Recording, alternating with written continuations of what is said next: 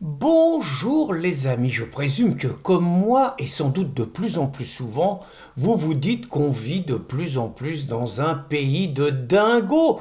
Et tous les jours, vous avez des dizaines et des dizaines d'exemples qui vous confirment cette dérive. Et là, je vous avoue que ce matin, comme ça, je faisais ma petite revue de presse, et je tombe sur une de mes chouchous, la sublime Ercilia Soudès insoumise, qui aime tant les Juifs et qui ne jure évidemment que par les Palestiniens. Cet exemple de la grâce française qui, par ses habillements divers et variés, réussit à nous émerveiller toujours plus. Donc la Ercilia, qu'est-ce qu'elle nous a sorti entre deux manifs palestinos?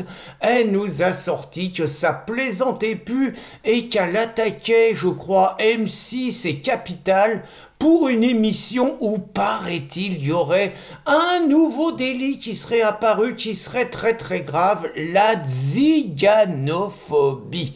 Alors, très franchement, je ne sais pas ce que c'est la ziganophobie. Est-ce que ça veut dire que dès que vous dites qu'il y a des gens du voyage qui sont dans le coin, bah, vous avez peut-être un peu tendance à fermer votre bagnole à clé, vous avez peut-être tendance à fermer vos volets, vous avez peut-être tendance à fermer vos portes à double clé, à double tour. Bref, vous vous dites, peut-être que c'est des a priori, peut-être que c'est des préjugés, mais vous vous dites quand même qu'il y a un tout petit peu plus de risque d'être cambriolé. Eh bah, c'est vachement grave de dire ça. C'est plus grave que que le racisme. C'est plus grave que l'antisémitisme. C'est plus grave que l'homophobie.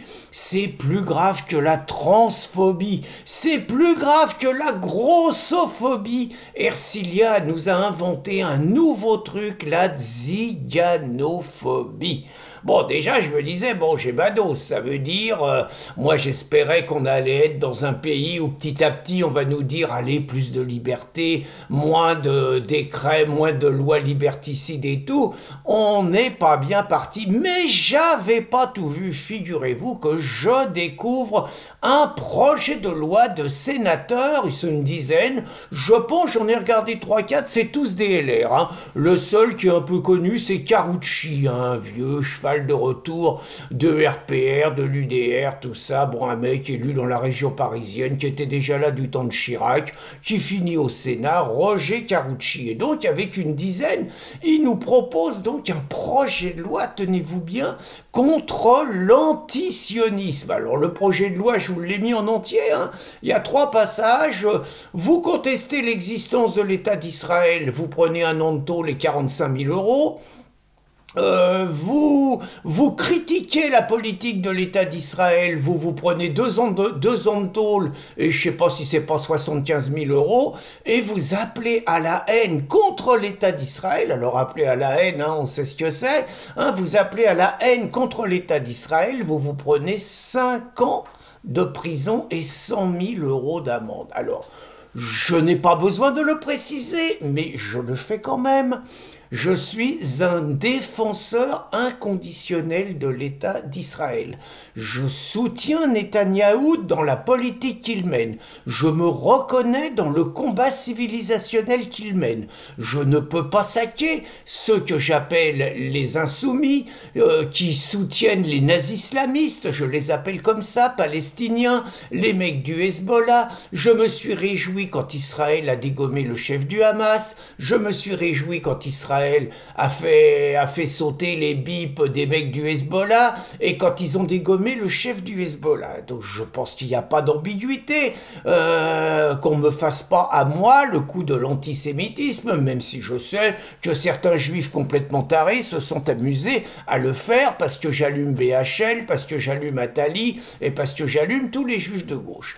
Pour autant, je peux pas saquer, je demande des sanctions très dures contre les connards d'insoumis qui brandissent des drapeaux palestiniens à l'Assemblée nationale et qui pour moi ne devraient plus avoir le droit d'être députés. Je veux dire, il n'y a pas d'ambiguïté là-dessus.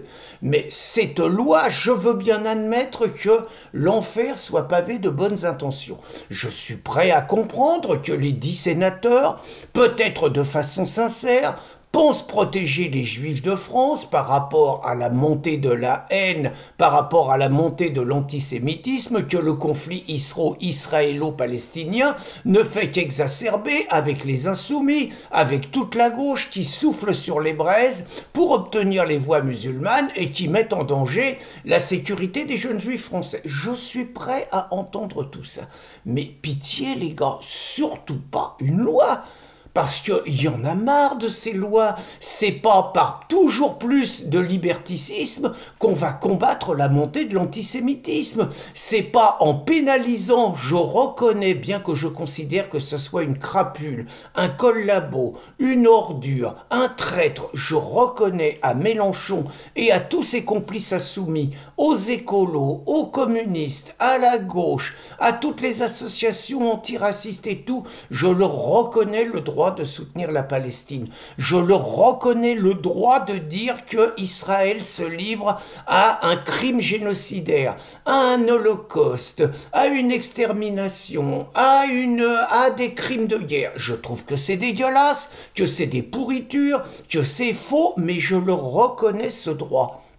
Et je nous reconnais le droit de contre-attaquer, de contester et de dégommer, avec les mots bien évidemment, ceux qui véhiculent de telles saloperies. Mais je ne veux surtout pas qu'on légifère encore davantage le combat politique. Moi je suis pour l'abrogation de la loi Guesso, je suis pour l'abrogation avant de la loi Pleven, et je suis pour l'abrogation de la loi Taubira. C'est pas pour mettre encore plus d'articles liberticides au nom finalement de la lutte contre le racisme et avec l'argument de dire que l'antisionisme serait l'antisémitisme légalisé, ce qui est vrai dans certains cas. Mais je vais peut-être vous effrayer, je suis également pour le droit d'être antisémite. On a le droit de ne pas aimer les juifs. Par contre, ce qui est grave, c'est d'appeler à la violence contre eux. Moi, je suis pour une liberté d'expression totale, avec la seule réserve, c'est l'appel à la violence contre des personnes.